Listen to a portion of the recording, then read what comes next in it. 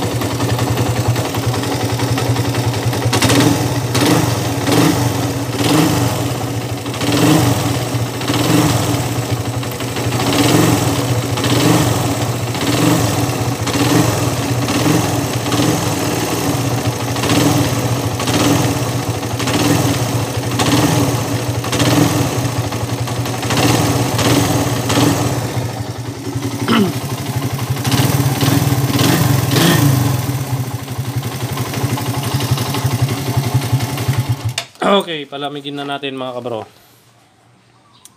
Overhaul, sigurado. Maingay mga kabro yung sa loob, makalugkog. Tapos dito sa taas, may lagitik. Check natin mamaya. Palamigin lang natin mga kabro. Shoutout kay kabro, nanagan mo bro? Mark, kabro. Mark, kabro Mark. From Gimba. Nueva Ecija. Hintayin muna natin yung mga kasama natin at palamigin muna natin tong makina ni kabro.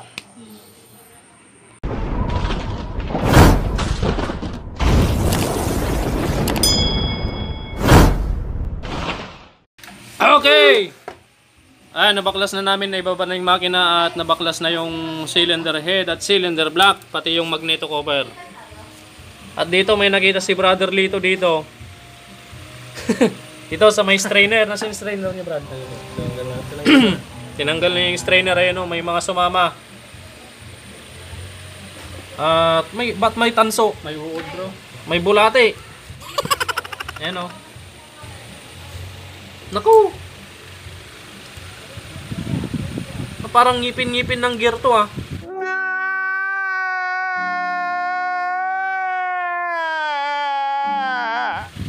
Ito tanso. Ba't may tanso? At may tanso sa loob. Parang may ginalot sila. Dami pa sa loob bro, yun po. Magaspang yan.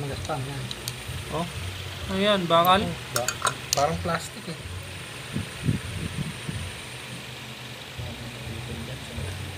Oh. Dami oh. Ito mga kabro, tatanggalin ko.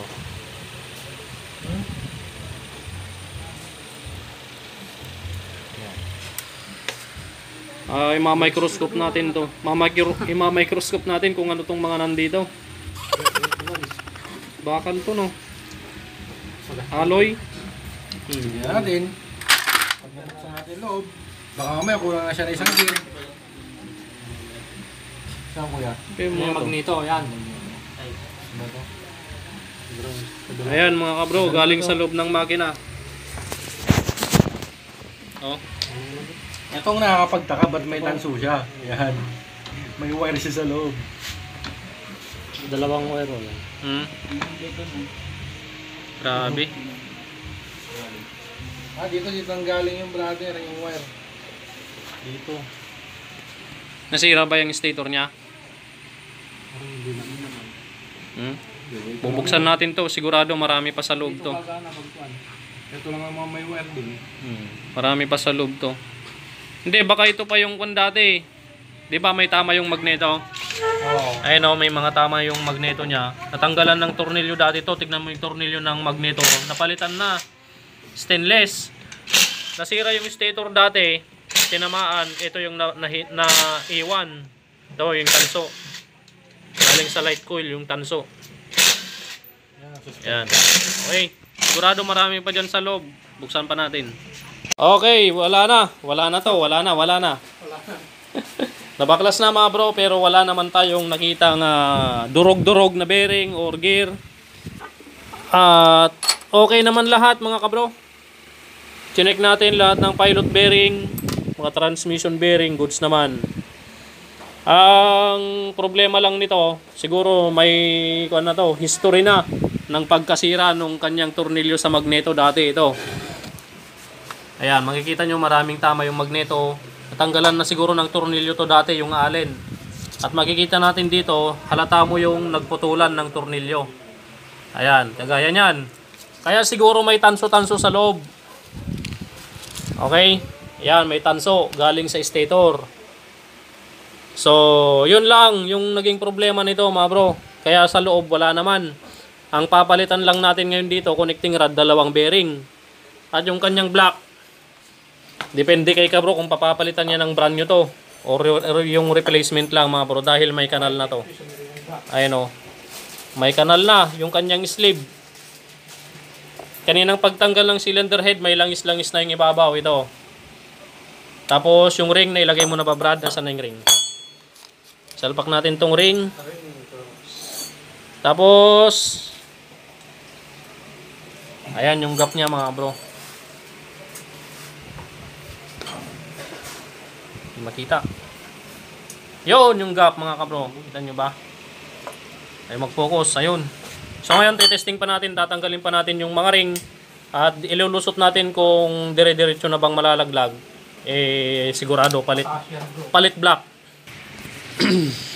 Ayan mga bro. Check natin yung block ay piston. Tuloy mo. Oh.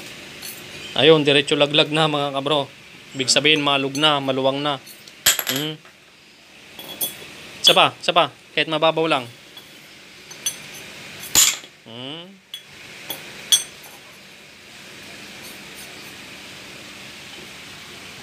Oh. Kumakalampag na yung piston mga bro.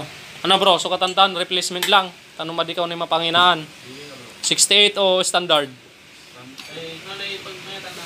Standard lang niya. Okay. Diretso palit na rin tayo ng valve seal dapat.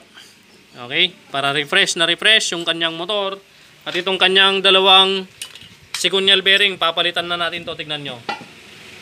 Ang lakas ng uga. Ito yung naririnig ninyo kanina pag nire-rev natin. Pag bitaw mo ng rebulasyon, kumakalog. Yun, kumakalugkog. Tapos, connecting rod. May tama rin tong connecting rod niya. Pero hindi naman malala. Pero may tama talaga. Makikita mo dito sa kanyang sa kanyang cylinder block, yung gas-gas, makikita mo.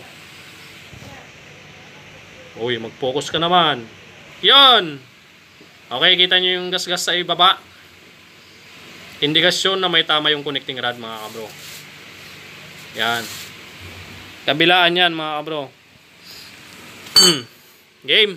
Linis time, tapos bili na tayo ng pyesa. Papalitan na natin ng connecting rod at dalawang bearing. Tapos yung kanyang dalawang bearing ng balancer. Ito. 6004 at 6204. Ito yun mga kabro, 6204. Yan. Mainit pa. Dahil pinainitan ko to mga bro bago ko tinanggal. Yan. Malakas ang kalog. Kasing kalog ni Kagawad. Okay. Linis time. Bili na tayo ng pyesa. So bale, bago tayo bumili ng pyesa mga bro, flex ko lang yung paglilinis nila Brother Lito sa crankcase at ni Brother Joby. Yan. Nililiha ng pinong liha. Para matanggal yung mga dumikit na lupa sa labas ng crankcase. At ayan si Brother Joby kayanan. Ayan, makikita nyo napakarumi pa lang yan dyan sa bandang sprocket engine. Yan. Oh, habang naglilinis sila mga kabro, ay tayo naman ay dadalhin natin tong sigunyal sa machine shop. At papapalitan na natin to mga kabro ng connecting rod at dalawang side bearing. Yan. Tapos bibili na rin tayo ng cylinder block. At sabi ni Kabro ay bibili na tayo ng replacement lang. Yan. So, let's go! Tara na! A few moments later. At pagkalipas ng ilang sandali mga bro, nandito na tayo sa laboratorio natin. Nakabili na tayo ng mga pyesa na dapat kailangan. At ito yung kanyang sigunyal na papalitan na natin ng connecting rod na bago. Ang ginamit natin connecting rod dito mga kabro ay, makikita nyo yung tatak niya dyan, MK. Ibig sabihin Makoto brand. Yan. Tested ko na to mga bro. Maganda rin yung Makoto brand na connecting rod. Okay. Tapos ito yung nagpalitan natin ng sigunyal bearing. Makikita nyo yung brand SKF, yung tatak niya dito, SKF. At yung inilagay natin dito, SJP brand na sigunyal bearing. At siyempre, meron ding tatak ito na SKF. Yan, hanapin lang muna natin saglit. Medyo malabo nga lang yung tatak nito. At ayan, bibilugan ko mga bro at para makita ninyo sa bandang itaas. Yan, SKF. Yung brand dahil ang binili natin ay SJP brand na sigunyal bearing. Original mga kabro. Tapos dito naman tayo. Bumili na rin tayo ng original na magneto cover gasket. SJP gasket. At bumili na rin tayo ng oil filter. At MTK cylinder block. Yan. 62mm. Standard lang yan mga kabro. Siyempre, 4 na valve seal. SJP brand din yan mga kabro. 4. Original. Okay. Yan. So, tapusin lang natin na malinisan ni Brother Joby Kayanan yung isang crankcase. Ayan siya. So, bali, tinutusok-tusok pa niya ang mga kasulok-sulukan ng crankcase para walang lupa na matira. Oh my God! Wow! At syempre, yung isa, yung bandang right side crankcase, eto na, pakaputi na mga kabro. Ganyan, katinding maglinis si Brother Lito Velasco at Brother Joby Kayanan. At syempre, tuwang-tuwa naman ako at dahil napakagandang mag-assemble kapag ganyan kalinis ang crankcase. Okay? At dito naman mga kabro sa may balancer bearing, pinapainitan ko muna yung bahay ng bearing. Yan, para madaling ipasok yung bearing mga kabro. Yun. Yung number ng bearing dito mga bro, ito siya. Bago Koyo bearing. Ang number nito ay 6204. Yan, sa bandang left side crankcase, 6204. Okay, so dahil mainit yung crankcase, hindi natin pwedeng kamayin na ilagay yung bearing. Yan, pupungin lang natin ng bahagya, konting-konti lang. Kabilaan para pantay yung salpak. Okay, so yan na. Yun, swak na swak mga kabro. Yan, smooth mga kabro. Daan-daan lang, baka mapasok tayo. Lagyan na natin ng langis to mga kabro. Yan. Okay, naisalpak ko na yung sigunyal, transmission, at iba pang mga bearing na binili natin mga bro. Yan. So, sa pagbuo nito mga bro, hindi ko na ipapakita dahil marami na tayong tutorial sa pagbuo ng makina ng rider.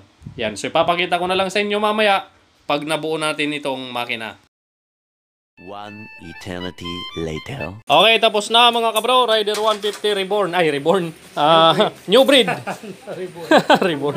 Reborn yung kwan niya, mga cover ng makina. Ayan, Reborn. So, pandarin na natin mga kabro.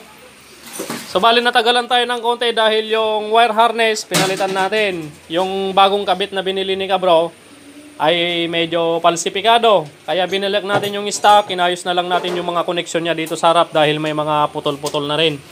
Okay, pandarin na natin. One click. Smooth. Smooth na mga kabro. Oh.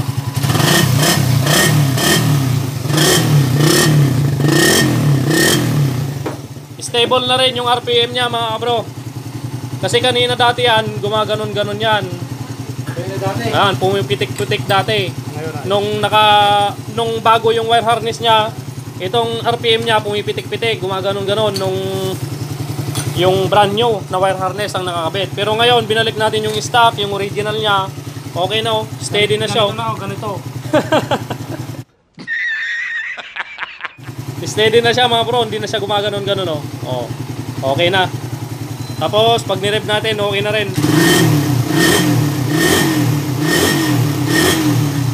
Yun! Okay na, nagpalit na rin tayo ng kwan dito mga bro. Black, standard lang din. Tapos, nakita nyo naman yung pinalitan natin, connecting rod, dalawang side bearing, at dalawang bearing ng balancer. Yan, tapos cylinder block, at 4 na valve seal. Yung carburetor, pinalitan din natin. May dala-dala si Kabro. Standard lang din yung carbs niya. Yan. So ngayon, road test ko na. Baka tumahimik ngayong makina. Ayaw naman magkambyo. Yun ang problema natin, bro. Di bali nang tumahimik kahit hindi na magkambyo. Ah, bro. Ayan, si bro. Salamat bro. Yan, road test ko muna mga kabro. Road test na ni Kabro.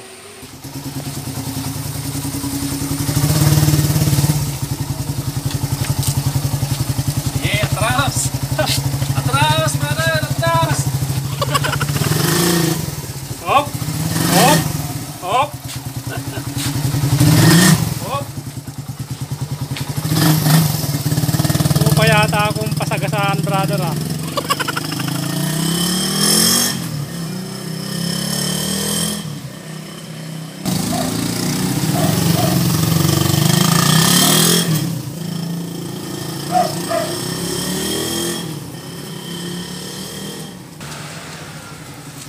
Nagsawa si Kabro sa karorod test, ah.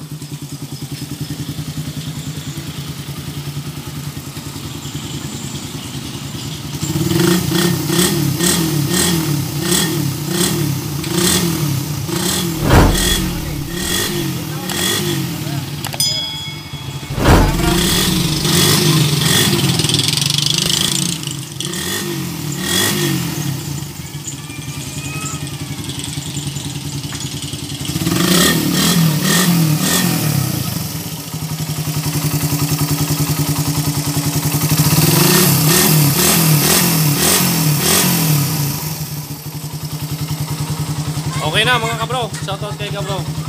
Salamat ka bro. Uy, namamatay na. Ulit. Sulit ang pagpunta. Ulit bro, ulit. Sulit ang pagpunta. Yun. Maliwanag. Yun, okay na bro. Wala pang tulog si Kabro kasi straightan yung duty niyan. Pinagtyagaan niya lang talagang maghintay. Maayos lang yung kanyang motor. Takbong 40 lang ha. Break in no. Yung suklay ko tayo kanina. Meron ka pang sukling 400. Magkano pa? Yan, maraming salamat. Ingat brother.